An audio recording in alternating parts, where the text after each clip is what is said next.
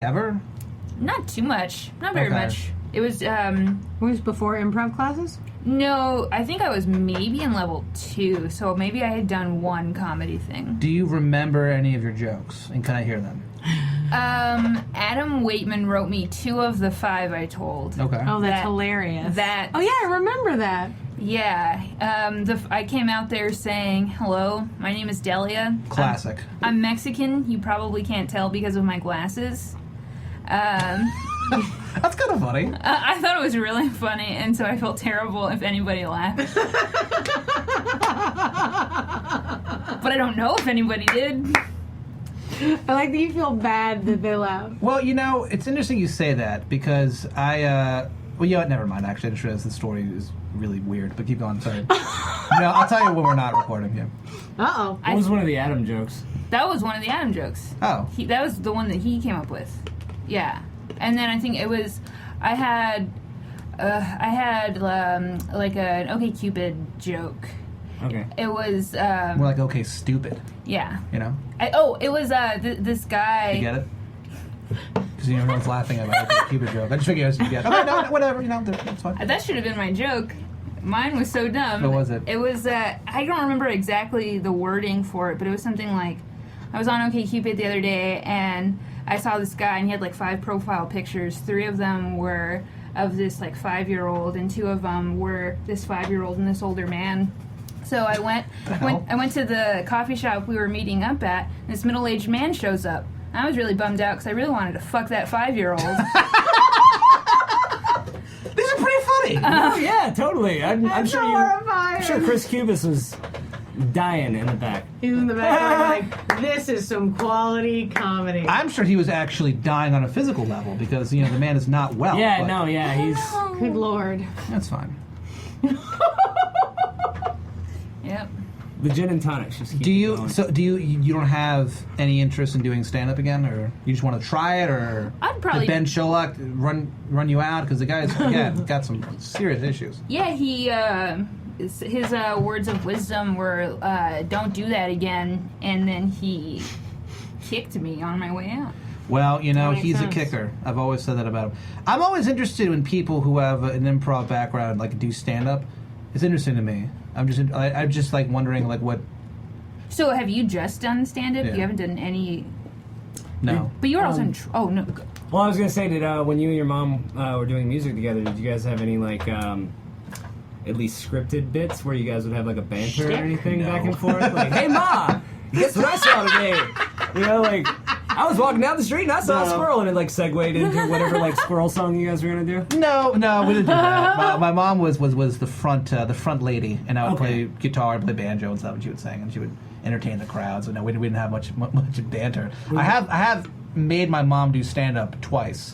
Oh. She's been visiting, and it's a horrible bit. But what I do is whenever she visits, is I make her go to open mic with me. We did this at the New Movement, and we did it at Cap City the last time she was in town. And the whole bit is I go on stage and I go, hey, you know, the hardest part about doing stand-up is your first time on stage. So, you know, I'm actually going to guide our next comedian through their jokes. So please help me welcome to stage my mother, Maddie O'Neill Dean. Mm-hmm. She comes on stage, and I have like note cards with the setup on the front and the punchline on the back. And they're all like the worst jokes you've ever heard. And what my mom does is she'll read the setup, okay, say the setup into the microphone, turn the card over, read the punchline, start laughing, and then say the punchline.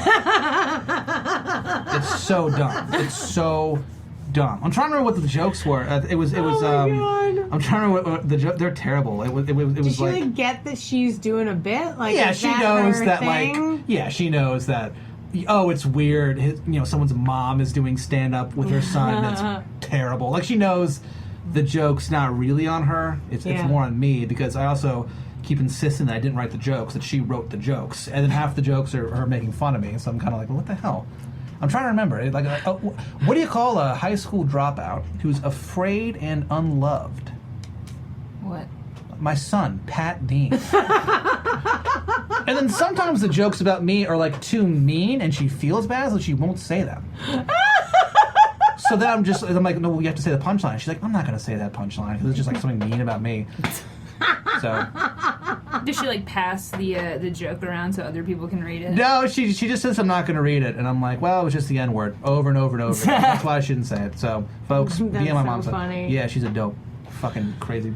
I actually did stand up for about 2.5 years before I moved to Austin, and then when I got to Austin, improv was just what was there for me to do. Yeah. Like, it was the first thing that somebody was like, hey, you want to do this? And I was like, yep, sure, let's do it, and then got myself into it. But I haven't gone back to stand up since then. I don't know. I was telling somebody the other day that when I lived in New York, I was just sort of friends with everybody that went to the open mics, so I didn't do a lot of joke writing or hard work. I just went up and everyone was delighted to see me, so it would just like work out. Yeah. Like, I didn't have to do much in the way of work. They handed me a microphone and then I was like, what's up, everybody? And then I just chatted with everybody. Whoa. But as if the whole room was just my friends at my house. Oh, okay. And I'd do that for 6 minutes or however long I got, and then that'd be it. So well, that's kind of the goal for some people. Yeah, I is to make guess. it be like that. So yeah, I mean, I don't know. I like people who do that, like Mark Maron, who like just sits and chats with the whole 300 people or whatever that's sitting there with him. But I don't know if I could continue to do that, especially not now that I've done so much work in like scripted stuff, like in sketch and writing jokes and stuff like that. Now my brain is too like set up punchline, set up punchline. Huh. That's like the confidence like Dean Martin, but like actually having the like friends there. I feel like Dean Martin always like talked to his crowd like everybody was buddies, and we were in on some kind of joke. Well, drunk half the time. So. No, yeah. Though I've thought about that as a way to get back into stand-up is like just to go to an open mic where I don't know anyone, but to act like we're all just totally friends. The whole room could be a bunch of people that I've never met before. And I'm like, what's up, guys, right? I can't believe it. And then, like, whatever, just jump into the middle of whatever Saying I can't believe it is very funny. Right? I can't believe it. That's very funny. I'm up on stage. It seems like the improv world seems a lot nicer. Sure. Yeah. I guess a lot of people we've had in here have, with the exception, I guess, like Lisa and Nathan do stand, but you do like a lot of stand up. So, how does that look to you? Just like way nicer? Like, is it almost like standoffishly nice? Well, no, it's not standoffishly nice. I'm sort of standoff-ish with people I don't know very well. So I just kind of like look. I don't know. Like, there's a lot of stuff I don't get. So like, you go there. I'm in the green room, the old New Movement Theater. Like, the warm-up things, I have no idea what's going on. I don't know what, like, it doesn't seem to have anything to do with anything, but it has to exist for a reason. Like, there's, like, I look at it and, like, I'm kind of like, there's one where it's just, like a group of let's say there's 4 of us, and it's just like, all right, now you say a food, the next person says a city, the next person says a body part, the next person says a number. And I'm like, what the fuck? Like, what is this? I'm sure it has to serve a purpose, because if it doesn't, my head's gonna explode.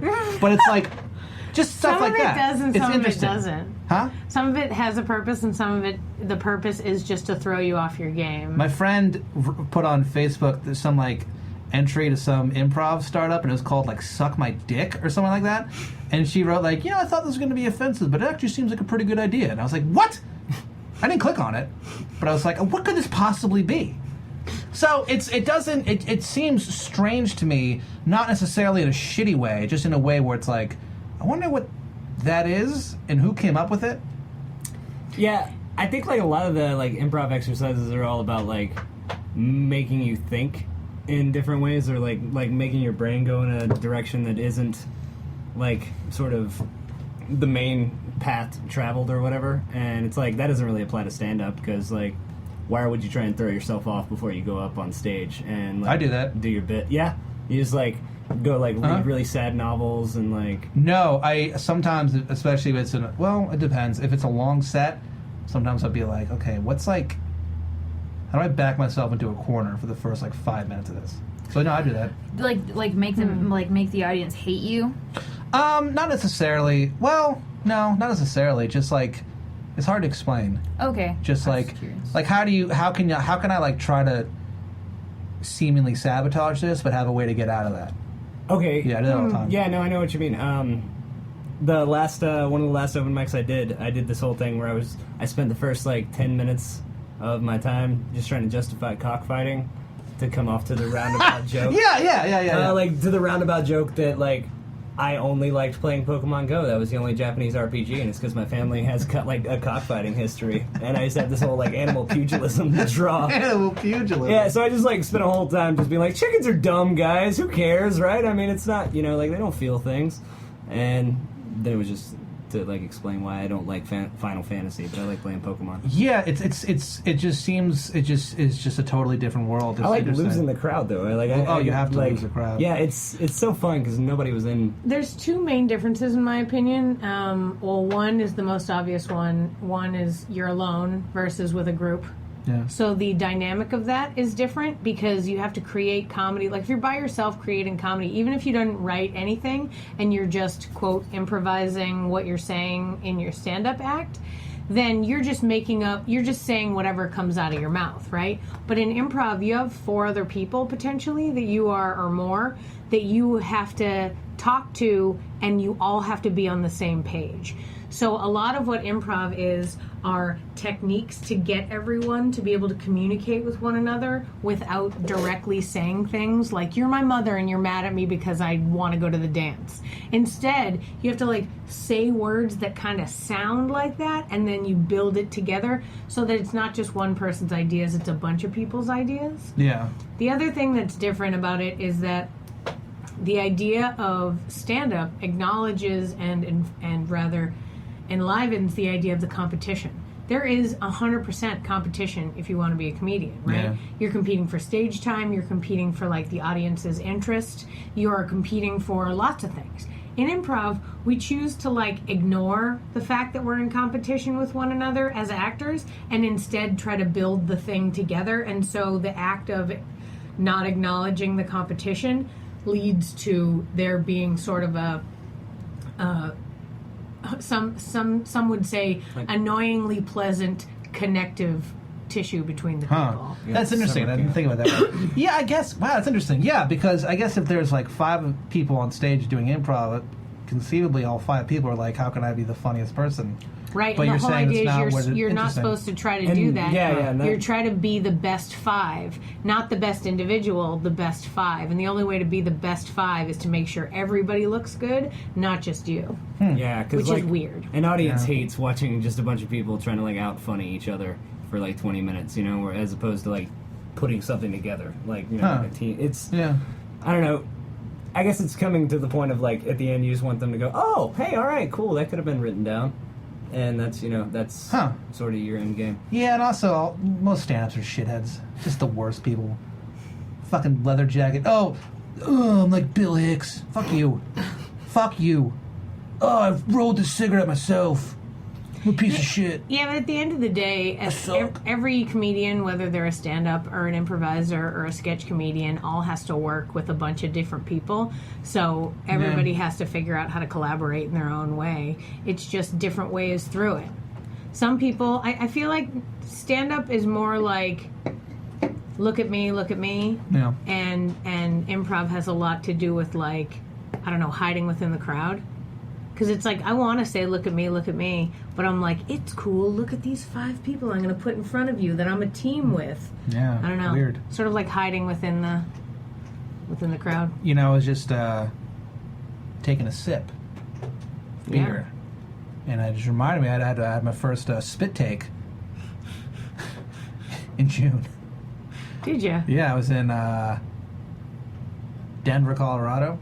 Huh. Your first like organic spit take. Yeah, like it just... I was there in town for the Crom festival they have there, and I was doing a show that wasn't part of that festival. It was just a show leading up to it, and this guy was drinking a beer, and I guess that was so funny. He did the whole thing. He got the biggest pop I've ever gotten ever in stand-up. It was the funniest fucking thing I've ever seen in my life. Huh? Because I said, I think I asked the crowd if anyone had $40 I could just borrow, and he goes, and then everyone just started losing their mind. It was like within the first 2 minutes of the set. So I was like, should I just go? Like, how do you top that? He just spit take. Yeah. He spit it out of his mouth like a fucking animal. What do we do now? And it sucks because that kind of like all of a sudden that's the funny thing everybody's laughing at too. You know, Yeah. it's like, Yep. how dare you veer